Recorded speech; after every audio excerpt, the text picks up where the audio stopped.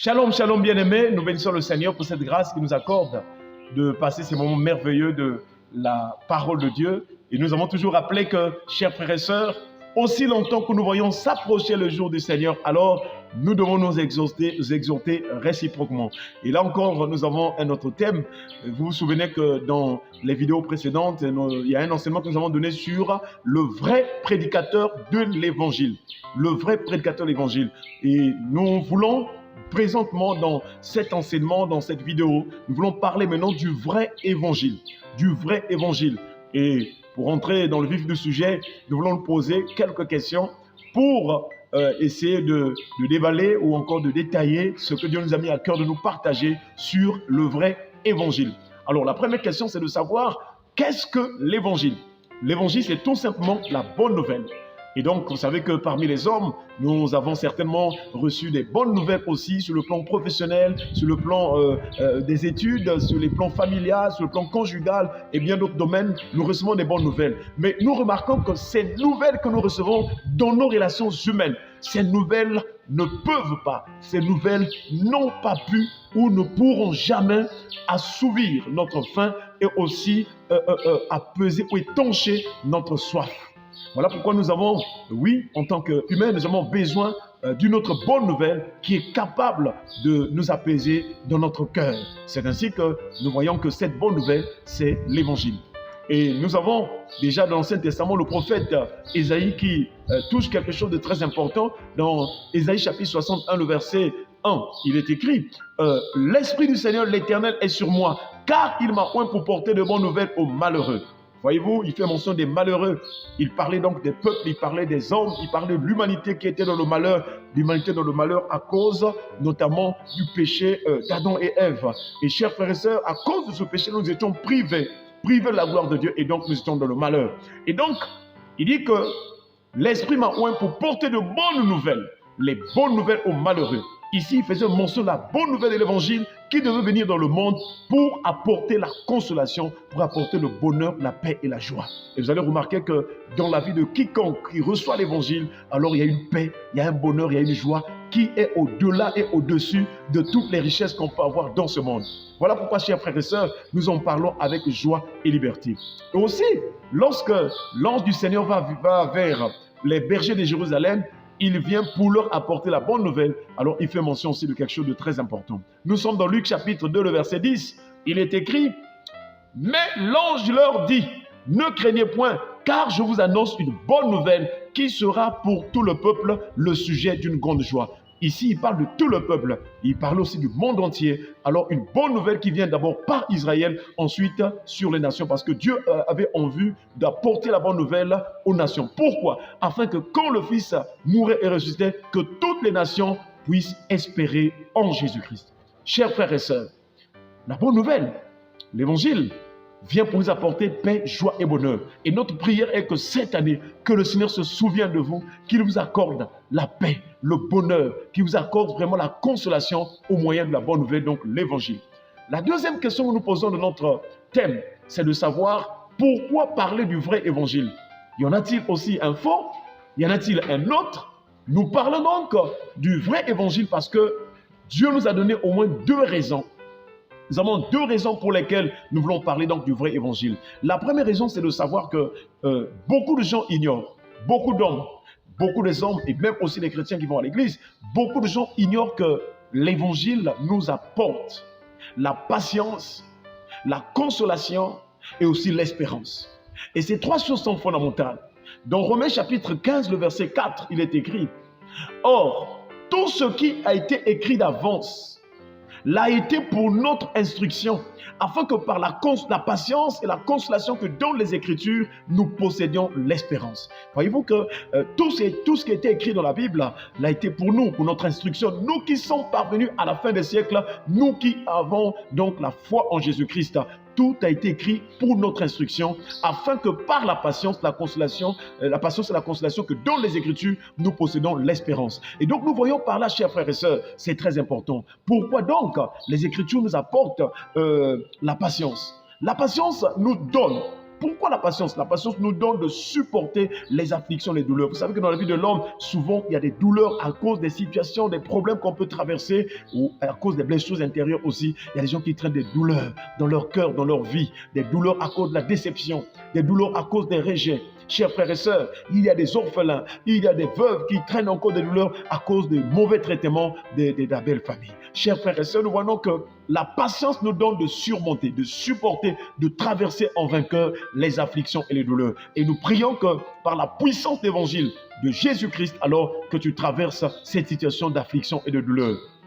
Paul nous rappelle dans Romains chapitre 12, je crois le verset 12, il va dire que soyez patients dans l'affliction, soyez patient dans l'affliction. Chers frères et sœurs, nous voyons aussi que les Écritures ou l'Évangile, la parole de Dieu nous apporte quoi? La consolation. La consolation nous donne d'être délivrés des soucis, des inquiétudes. Peut-être que tu as encore des soucis, peut-être que tu es abattu à cause des problèmes que tu traverses. J'aimerais te dire ce jour qu'il y a une bonne nouvelle pour toi. Si tu mets ta foi en la parole, en l'Évangile, si tu la médites, alors quelque chose va se passer. Cet évangile va t'apporter la consolation. Chers frères et sœurs, nous voyons par exemple Pierre qui nous exhorte dans 1 Pierre chapitre 5 verset 7. Il dit « Et déchargez-vous sur lui de tous vos soucis, car lui-même prend soin de vous. » Que le Seigneur prenne soin de toi. Que le Seigneur prenne soin de toi là où tu avais des soucis et que tu sois libéré, sois en paix. Chers frères et sœurs, nous voyons aussi que les Écritures, l'Évangile nous apporte l'espérance. L'espérance nous donne d'attendre avec assurance. Elle nous donne la victoire sur l'abattement. Là où tu étais abattu, l'espérance te relève. C'est ainsi que nous voyons le psalmiste dans Psaume 42, le verset 12. Il nous en dit long. Il dit, « Pourquoi t'as battu mon âme et gémis-tu au-dedans de moi ?» Il avait des douleurs, il avait l'abattement, il était dans les inquiétudes. Mais il prie pour son âme. Et nous prions que toi aussi tu pries pour ton âme. Lui, il dit, pourquoi t'as battu? Il parle à son âme. Mon âme, pourquoi t'as battu? Pourquoi gémis-tu au-dedans de moi? Espère en Dieu et je le louerai encore. Voilà la bonne nouvelle pour toi. Espère en Dieu et tu le loueras. C'est-à-dire, tu danseras, tu sauteras, tu seras rempli d'allégresse à cause de ce que le Seigneur va faire dans ta vie. Chers frères et sœurs, nous voyons aussi la deuxième raison. Pourquoi nous parlons du vrai évangile? Il y a une deuxième raison. Parce que tout simplement, nous sommes dans une dispensation, dans une période, dans une génération où il y a beaucoup de faux apôtres, des faux prophètes, des faux docteurs, des faux frères, des faux circoncis qui apportent le mauvais, qui falsifient, qui tordent, qui cherchent à altérer le vrai évangile. Voilà pourquoi nous en parlons. Attention, fais attention à ce que tu écoutes, à ce que tu entends, tu reçois comme évangile. Il faut vérifier dans la Bible. Est-ce que c'est ainsi que Christ a prêché? Est-ce que c'est ainsi que c'est de cette manière que les disciples, les apôtres de Jésus ont prêché le vrai évangile, la sainte doctrine? Si c'est le contraire, alors c'est du faux. Chers frères et sœurs, c'est du faux. Et nous voyons donc, chers frères et sœurs, nous devons nous éloigner de ces faux-là, car les faux ne prêchent pas le vrai évangile. Les faux aussi sont fondés sur des choses passagères. Ils sont fondés sur les biens passagers. Alors, chers frères et sœurs, nous devons nous en écarter parce que nous avons besoin de l'évangile. Beaucoup de gens font des séminaires, c'est une très bonne chose. Séminaire de délivrance, 3 journées de puissance, avec des thèmes vraiment, des thèmes compliqués, les 7 secrets de la grandeur et bien d'autres choses. Mais ils oublient que la puissance des miracles se trouve dans l'évangile. C'est pourquoi l'apôtre Paul a dit, il dit, car je n'ai point honte de l'évangile. C'est la puissance de Dieu pour le salut de quiconque croit. Si nous apportons l'évangile vrai, ceux qui croiront, ils vivront la puissance de Dieu. Ils vivront des miracles, des signes et des prodiges. Que Dieu nous éloigne de la séduction. Vous savez qu'il y a un autre Jésus, il y a un autre évangile, il y a un autre esprit que les gens, il y a un autre évangile que les gens prêchent. L'évangile de la séduction. Il y a un autre Jésus que les gens reçoivent. Ce n'est pas le vrai Jésus. Et aussi un autre esprit que les gens reçoivent. Chers frères et sœurs, à cause du faux évangile, à cause, j'allais dire, d'un mauvais message qui ne cadre pas avec le vrai évangile. C'est ainsi que Paul, on a parlé dans le livre de Corinthiens, 2 Corinthiens chapitre 11, versets 3 à 4, il a parlé de la séduction. Chers frères et sœurs, il est écrit, toutefois de même que le serpent séduisit Ève par sa ruse, je crains que vos pensées ne se corrompent et ne se détournent de la simplicité à l'égard de Christ. Car si quelqu'un vient vous prêcher un autre évangile que celui que nous avons prêché, ou si vous recevez un autre esprit que celui que vous avez reçu, ou si ou un autre évangile que celui que vous avez embrassé, vous le supportez fort bien. Voilà ce qui se passe sur le terrain du ministère, dans les églises quelquefois. Oui, il y a un faux évangile. Au lieu de prêcher le vrai Christ, qui est la parole, qui doit emmener les gens à la repentance. Vous savez que dans le message de Jésus, il y avait au moins 4 fondements, nous l'avons déjà rappelé, 4 choses qui étaient la base du message, de la parole, de l'enseignement de Jésus. Jésus, dans Marc chapitre 1, verset 15, il a dit, « Le temps est accompli, le royaume de Dieu est proche. Répondez-vous et croyez à la bonne nouvelle. » Il y avait 4 choses dans ce que Jésus disait. Il prêchait sur le temps, il prêchait sur le royaume, il prêchait sur la repentance, et il prêchait sur la foi en l'évangile ou en la bonne nouvelle. Chers frères et sœurs, nous devons rester sur les Saintes Écritures. Les gens sont en train d'aller sur des révélations des révélations qui n'ont ni tête ni queue. Chers frères et sœurs, Jésus est toujours puissant. Il n'y a pas de raison qu'on mette un séminaire de 3 journées de puissance. C'est comme si après ces 3 journées de puissance, il n'y aura plus la puissance. Des 3 nuits de percée ou des 7 nuits de percée, après ces 3 nuits-là, il n'y aura plus la percée. Non, notre Dieu est éternel. Son sacerdoce est éternel. Son règne n'a point de fin. Et donc, si nous l'acceptons, nous croyons à la sainte doctrine, à l'évangile vrai, nous serons bénis et tous les jours de notre vie, nous verrons la gloire de Dieu. Chers frères et sœurs, nous voyons donc que, oui, si les gens prêchent, j'allais dire, il y a donc un évangile, un autre évangile dans lequel on prêche un autre Jésus afin que les auditeurs reçoivent un autre esprit. Malheureusement, il y a beaucoup de gens qui se disent être remplis du Saint-Esprit, mais ce n'est pas le vrai Saint-Esprit parce que le Saint-Esprit a des fruits. Le Saint-Esprit a des fruits. Vous ne pouvez pas dire que vous avez le Saint-Esprit et que vous donnez d'autres fruits. Non. Un mauvais arbre ne peut pas donner de bons fruits.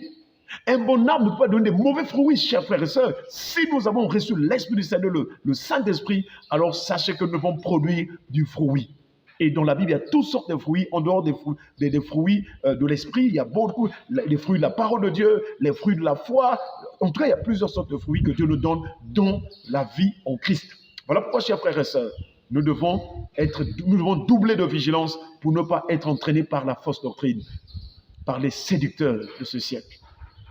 Chers frères et sœurs, la troisième question que nous posons, c'est de savoir comment reconnaître le vrai évangile. C'est très important parce que si on ne reconnaît pas le vrai évangile, alors nous serons dans la dérive. Nous devons remonter d'abord dans la loi, parce que l'évangile, c'est la bonne nouvelle. La nouvelle ici, c'est le message que Dieu apporte. C'est la parole que Dieu apporte aux hommes. Et cette parole apporte le bonheur et la joie. Cette parole apporte la consolation. Et donc, dans l'Ancienne Alliance, dans l'Ancien Testament, comment est-ce que Dieu parlait? Comment est-ce que Dieu apportait le message aux hommes? Nous avons 2 parties de l'Ancien Testament. Nous avons la loi et les prophètes. Dans la loi, Dieu avait donc donné les paroles de la loi que Moïse a écrit, la loi, afin que le peuple vive selon cette loi-là. En obéissance donc à cette loi, le peuple marchait pour Dieu ou était du côté de Dieu. Mais lorsqu'il désobéissait à la loi, le peuple n'était plus la volonté de Dieu et c'était les jugements qui pouvaient arriver et aussi les échecs. Voilà pourquoi, chers frères et sœurs, nous voyons que dans la loi, Dieu a écrit les paroles de Dieu. La loi est donc la parole de Dieu. Et c'est ainsi que du temps de Josué, il est écrit dans Josué chapitre 1, verset 8, Dieu exhorte Josué en disant que ce livre de la loi ne s'éloigne point de ta bouche. Médite-le jour et nuit pour agir fidèlement selon tout ce qui est écrit, car c'est alors que tu auras du succès dans tes entreprises, c'est alors que tu réussiras. Voyez-vous? Et nous voyons que nous aussi, si nous mettons notre foi en la bonne nouvelle, certainement nous allons réussir, certainement nous allons avancer. Ne suivez pas, ne courez pas après les pseudo-prophètes, les pseudo-docteurs qui vous font faire des choses, des tisanes et bien d'autres pratiques, qui vous font acheter des choses. Non, chers frères et sœurs. Si nous sommes dans la parole, cette parole nous bénira certainement parce que c'est la parole de Dieu. Chers frères et sœurs, nous voyons donc que la loi dans l'Ancienne Alliance, c'est la parole de Dieu. La deuxième manière que Dieu parlait dans l'Ancienne Alliance, c'est par les prophètes. Et donc les messages prophétiques des prophètes constituaient aussi la parole de Dieu. C'est ainsi que lorsque les prophètes pouvaient parler, ils pouvaient commencer en disant « Ainsi parle l'Éternel ». C'est pour montrer que les paroles qui sortent de la bouche du prophète, ce ne sont pas les paroles du prophète, mais ce sont les paroles même de Dieu. Chers frères et sœurs, nous voyons par là que nous aussi, nous devons croire en la parole de Dieu. Et nous voyons que dans le Nouveau Testament, les choses de Dieu paraissent maintenant ainsi clairement. Tout ce qui était dans l'ombre, dans l'Ancien Testament, apparaît en lumière dans le Nouveau Testament. Et nous voyons bien que dans le Nouveau Testament, maintenant, les choses sont dites clairement. Quelles sont ces paroles prophétiques et dans la loi? Quelle est leur signification? Sont-elles une personne? Et nous voyons dans la Bible déjà, dans la rencontre de Philippe et Nathanaël, quelque chose va se dire de très important.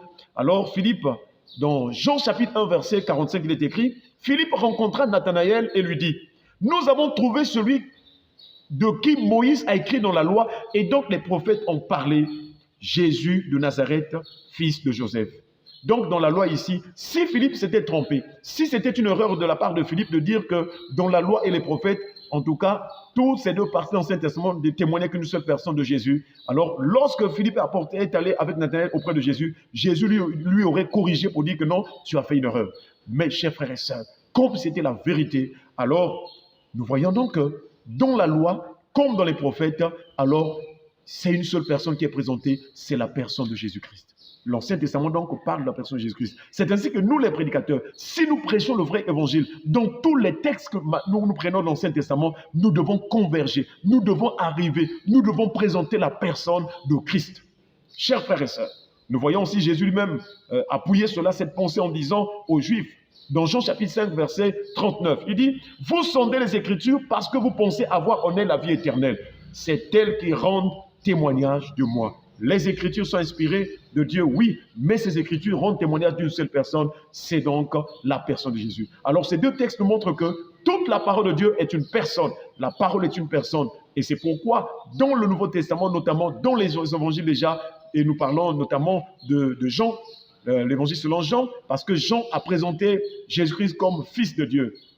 Et nous voyons donc déjà, dans Jean chapitre 1, verset 14, il est écrit, « Et la parole a été faite chair, et elle habitait parmi nous pleine de grâce et de vérité, et nous avons contemplé de sa gloire, une gloire comme la gloire du Fils unique venu du Père. » L'ange aussi a parlé à Marie en disant, lorsque Marie lui a dit, mais comment cela se fera-t-il puisque je ne connais point d'homme? Dans Luc chapitre 1, verset 35, l'ange dit, la Bible déclare, l'ange dit à Marie, le Saint-Esprit viendra sur toi, et la puissance du Très-Haut te couvrira de son ombre. C'est pourquoi le Saint-Enfant qui naîtra de toi sera appelé Fils de Dieu. Et donc, avec la grâce que Dieu nous a faite, nous comprenons que dans la Bible, quand on dit Jésus, Fils de Dieu, ça veut dire que Jésus est un avec le Père, Jésus est égal au Père, Jésus est Dieu, Jésus a la même nature que le Père, Jésus est dans le sein du Père, il fait toutes choses comme le Père, il fait pareillement comme le Père. Si le Père ressuscite, lui aussi le Fils il ressuscite. En tout cas, ils sont unis. Jésus, il est dans le Père, et le Père est en lui. C'est pourquoi d'ailleurs quand Philippe lui a posé la question, Seigneur, montre-nous le Père et ça nous suffit. Il a dit, Philippe, il y a si longtemps que je suis avec vous et tu ne m'as pas connu, Philippe. Voyez-vous, celui qui m'a vu a vu le Père. Comment dis-tu, montre le Père? Ne crois-tu pas que je suis dans le Père et le Père est en moi? Voyez-vous donc, Jésus, c'est cette parole, c'est cette bonne nouvelle, l'évangile qui vient au milieu des hommes. Et nous voyons donc, chers frères et sœurs, le vrai évangile, c'est donc prêcher, c'est donc annoncer, c'est donc présenter une personne. L'œuvre est la personne de Jésus-Christ. Si nous sommes en train de prêcher le vrai évangile, nous devons présenter pas nous-mêmes, pas nos habits, pas tout ce que nous avons, les privilèges, la position sociale, pas tous les exploits que nous avons fait dans ce monde. Nous devons prêcher le Christ, présenter la personne de Jésus-Christ afin que quiconque croit puisse avoir la vie. C'est-à-dire être délivré dans son âme, recevoir le salut, mais aussi dans sa vie de tous les jours, qu'il soit béni, qu'il soit en paix. Voilà l'œuvre et la puissance que Jésus manifeste, la délivrance qu'il manifeste dans la vie des hommes, si du moins on a cru en lui. Et déjà, Jean a rappelé que, car Dieu a tant aimé le monde qu'il a donné son Fils unique, afin que quiconque croit en lui ne périsse point, mais qu'il ait la vie éternelle.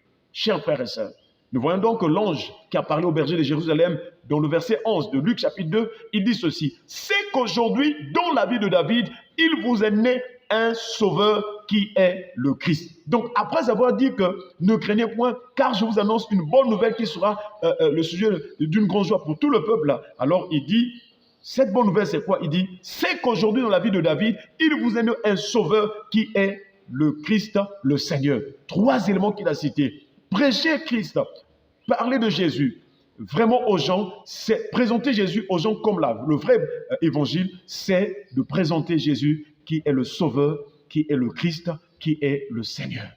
Chers frères et sœurs, si nous ne faisons pas mention de ces éléments, nous ne prêchons pas le vrai évangile. Et pour terminer, parce que le temps nous est imparti, c'est juste une vidéo que nous venons de faire. Chers frères et sœurs, pour terminer donc ce message du vrai évangile, nous prenons l'exemple d'un homme qui a quitté Jérusalem et qui est allé un peu au loin, en dehors de Jérusalem, je dirais peut-être. Voilà, il est allé au loin. Cet homme s'appelle Philippe. Philippe, donc, en obéissance ou bien en accomplissement de la promesse que Jésus avait dit aux disciples quand ils étaient à Jérusalem, il a dit, mais vous recevrez une puissance, le Saint-Esprit survenant sur vous et vous serez mes témoins. Où? À Jérusalem, dans la Judée, dans la Samarie et jusqu'aux extrémités de la terre. Philippe donc va vivre l'accomplissement de cette parole. Et donc Philippe est parti pour Samarie. Et quand il arrive, nous sommes dans Actes chapitre 8, le verset 5 à 8, il est écrit, Philippe, étant descendu dans la ville de Samarie, il prêcha le Christ. Philippe n'est pas allé se présenter que moi je suis un grand homme de Dieu, je viens donc de Jérusalem, j'ai reçu le Saint-Esprit, je suis plein d'Esprit Saint et de foi, le Seigneur agit souvent en moi. Il n'a jamais dit ça. Il est allé pour prêcher le Christ à Samarie. Chers frères et sœurs, Philippe est allé à Samarie, dans la ville de Samarie, il prêcha le Christ. La Bible déclare que oui, les foules tout entières étaient attentives à ce que disait Philippe. Si nous restons dans l'évangile, nous allons impacter. Les gens seront attentifs à écouter parce que c'est le besoin de toute l'humanité, l'évangile de Christ. C'est ainsi que la Bible déclare, toutes les foules tout entières étaient attentives à ce que disait Philippe. Lorsqu'ils apprirent et virent les miracles qui se faisaient. Oui, car des esprits impurs sortirent de plusieurs démoniaques en poussant des grands cris.